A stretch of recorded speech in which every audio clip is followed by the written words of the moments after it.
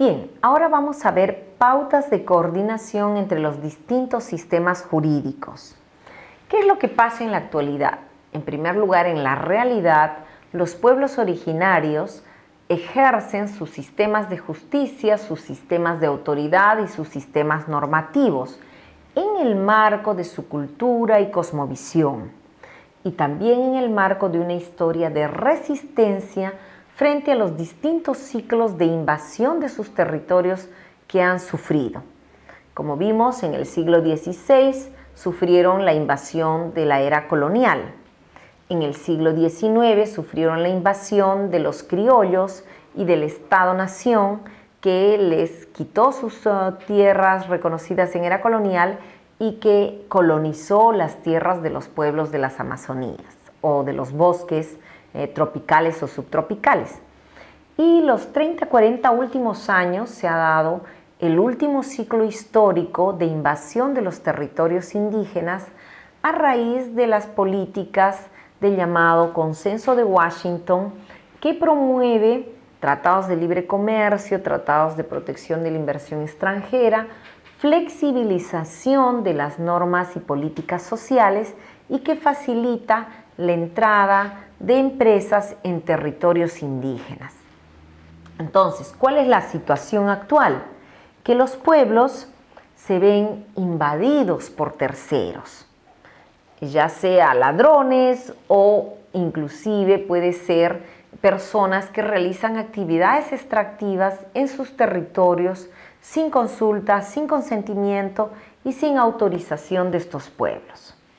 Frente a ello, los pueblos ejercen su autoridad o no solamente administran justicia, sino eventualmente, por ejemplo, sancionan o impiden el ingreso de terceros en sus territorios. Y lo hacen con base en su derecho intrínseco a su territorio, a su libre determinación, pero también ahora se fundamentan en las normas constitucionales e internacionales. Así tenemos varios casos importantes que vienen marcando toda una ruta al respecto. Hay toda una jurisprudencia de la Corte Constitucional de Colombia que justamente reconoce la jurisdicción indígena, que los indígenas pueden administrar justicia en todo tipo de materias, aunque hay restricciones recientemente, pero digamos, en principio no hay un límite constitucional.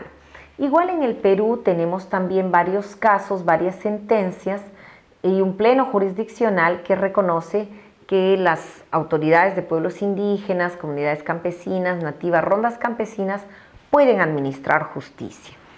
En un caso, por ejemplo, que se dio en Soritori, en San Martín, se trataba de una banda que había robado, inclusive violado y matado a una persona, y lamentablemente no había intervenido la justicia ordinaria. Intervino la jurisdicción rondera.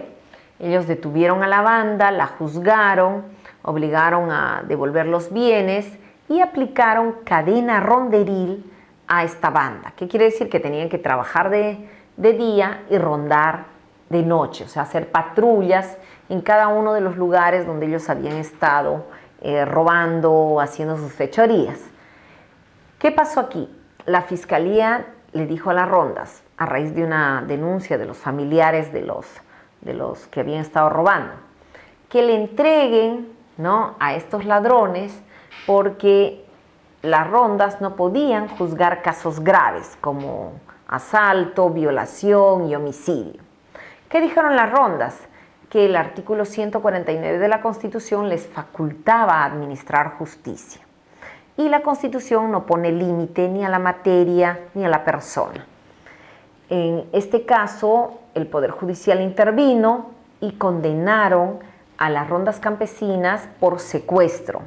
Inclusive debían pagar una reparación civil a los de la banda.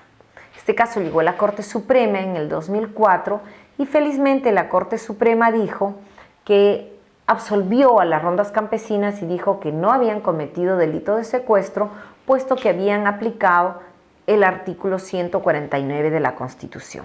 Entonces este caso es muy importante porque nos marca, en el caso del Perú, un antes y un después en el reconocimiento de la jurisdicción indígena. En el caso de Colombia, en cambio, hay una jurisprudencia mayor. Esto nos marca unas pautas de actuación de la justicia ordinaria. ¿Qué debe hacer un juez, un fiscal, cuando le llega un caso, por ejemplo, de una denuncia de personas que dicen, miren, han detenido a mis familiares, los ronderos, los tienen secuestrados? O la justicia indígena está viendo un caso grave de homicidio, de violación, y ellos no tienen competencia. ¿Qué debe hacer un juez o un fiscal o una policía? En primer lugar, deben preguntar dónde son los hechos. Si los hechos se han dado dentro del ámbito territorial de un pueblo indígena, de una comunidad campesina, nativa o ronda campesina, esta policía, fiscales o jueces no pueden decir automáticamente, me corresponde a mí. Por el contrario, deben presumir que se trata de un caso que corresponde a la jurisdicción indígena. En segundo lugar, luego de establecer el lugar de los hechos, tendrían que establecer más bien que no es competente la jurisdicción ordinaria. En el caso del Perú, tendrían que aplicar el artículo 18 e inciso 3 del nuevo Código Procesal Penal, que claramente dice: la jurisdicción penal ordinaria no es competente para conocer los casos que corresponden a la jurisdicción indígena regulada en el artículo 149 de la Constitución. Ahora, lo mismo pasa en los diferentes países de la región. Cuando se trata de un caso que corresponde a la jurisdicción indígena, no corresponde intervenir a la jurisdicción ordinaria. Se trata de lo que se llama una cosa juzgada. Si ya intervino la jurisdicción indígena, no puede intervenir la jurisdicción ordinaria. Se produciría una situación de doble juzgamiento que está prohibido por todos los sistemas penales, el ne bis in idem. No puede juzgarse dos veces el mismo hecho, por la jurisdicción indígena y luego por la jurisdicción ordinaria. Entonces, esta es una pauta de coordinación muy importante, o de respeto. ¿Qué otra pauta podemos encontrar? Que en el caso de que la jurisdicción ordinaria reciba una denuncia por presunta violación de derechos humanos por parte de la jurisdicción indígena, entonces ahí sí podría intervenir. Pero en primer lugar, no puede intervenir de una manera arbitraria, sino que tendría que entrar en coordinación con la autoridad indígena, porque esa denuncia puede ser falsa, puede tipificar mal los hechos. Entonces la jurisdicción ordinaria no puede presumir con base en una denuncia o una mera denuncia que hay una violación de derechos humanos por parte de la jurisdicción indígena, sino que tiene que entrar en coordinación con la jurisdicción indígena y sentarse a analizar con base en el principio de coordinación, como plantea la Constitución, si efectivamente se trata de una vulneración de derechos humanos. ¿Y cómo debe interpretarse si hay o no hay vulneración de derechos humanos? En primer lugar, las recientes constituciones de Ecuador y Bolivia ya han reconocido el principio de la interculturalidad y de una definición intercultural de los derechos humanos. Tan es así que, por ejemplo, hay todo un capítulo entero en la Constitución de Ecuador sobre los derechos de la naturaleza. Es decir, para los pueblos indígenas no solo hay que respetar los derechos de las personas, sino también hay que respetar los derechos de la madre tierra o mamapacha. Entonces el concepto de derechos humanos ya es más amplio. Igualmente, no solamente hay un concepto más amplio de derechos humanos, sino que también la institucionalidad que resuelve un posible conflicto de derechos humanos también se ha ampliado. El convenio 169 de la OIT dice que en caso de haber conflicto entre derecho indígena y derechos humanos, debe establecerse procedimientos especiales para resolver este conflicto. Es decir, no automáticamente no le corresponde a la jurisdicción ordinaria o a la jurisdicción constitucional intervenir, sino que debe haber un espacio de coordinación, de diálogo intercultural. En el caso de la Constitución de Bolivia se ha previsto esto como un tribunal constitucional plurinacional. ¿Qué significa? Que el tribunal está compuesto por autoridades indígenas y autoridades ordinarias. Entonces pueden sentarse y dialogar y decir, bueno, según mi derecho hay violación, según mi derecho no hay violación. Bueno, ¿cómo podemos llegar a un diálogo para proteger, maximizar la protección de los derechos individuales y colectivos y reducir la violencia institucional? Entonces, esta es otra pauta de coordinación para que pueda resolverse una presunta denuncia por violación de derechos humanos por parte de la jurisdicción indígena. En cualquier caso, creo que es importante subrayar que no cabe aplicar la jurisdicción ordinaria dentro del ámbito territorial indígena cuando le corresponde intervenir a la jurisdicción indígena o ella ya ha intervenido. Tampoco le corresponde intervenir en casos entre indígenas, aún fuera de la jurisdicción territorial indígena, cuando la jurisdicción indígena ha intervenido. O si el pueblo indígena ya resolvió el caso, por el principio de cosa juzgada, idem bis in idem, o cuando la jurisdicción indígena, como decíamos, tiene competencia y puede intervenir en cualquier momento. En el caso de la presunta vulneración de derechos indígenas, cabe estos procedimientos especiales para resolver desde una perspectiva intercultural.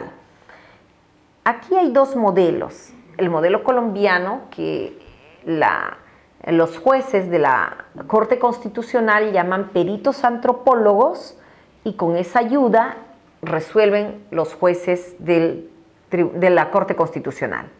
Y el modelo boliviano, que más bien el propio Tribunal Constitucional es de carácter plurinacional y está compuesto de una forma mixta por autoridades indígenas y autoridades ordinarias. ¿Qué otra pauta tenemos?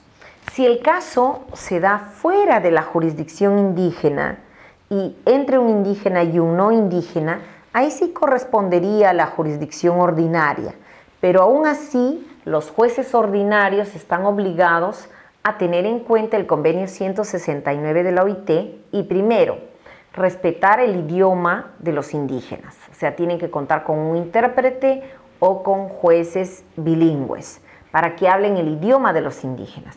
Segundo, tienen que tener en cuenta las pautas culturales de los indígenas y llamar un peritaje antropológico y respetar las pautas culturales de los indígenas. Tienen que garantizar la defensa profesional de los indígenas y no pueden dejarlos sin considerar sus propias pautas. Eventualmente pueden, si consideran que por la cultura o las costumbres estos indígenas no podían conocer o determinar su actuación de acuerdo al código, entonces tendrían que eximirlos o reducirles la pena correspondientemente. Y el artículo 10 del convenio 169 dice claramente que los jueces, en caso de tener que aplicar una pena, están obligados a preferir penas distintas al encarcelamiento.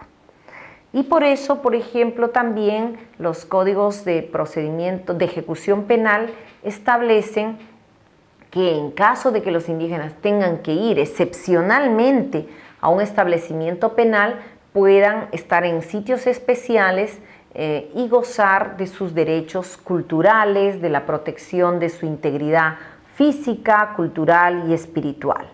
Es decir, en principio los jueces ordinarios deben respetar la jurisdicción indígena, pero en caso de que les toque juzgar indígenas, deben respetar su idioma, su defensa, su cultura, preferir penas alternativas al encarcelamiento y en el supuesto de penas de prisión, considerar los derechos indígenas dentro de la prisión, que sería una situación de extrema excepcionalidad. Por lo mismo, tampoco pueden aplicar medidas de prisión preventiva, porque el pronóstico de pena es no aplicar una sanción de pena. Entonces no se puede aplicar una medida cautelar más punitiva que la sanción misma. Bien, estas son algunas pautas, entre otras, de la coordinación entre la jurisdicción indígena y la jurisdicción ordinaria.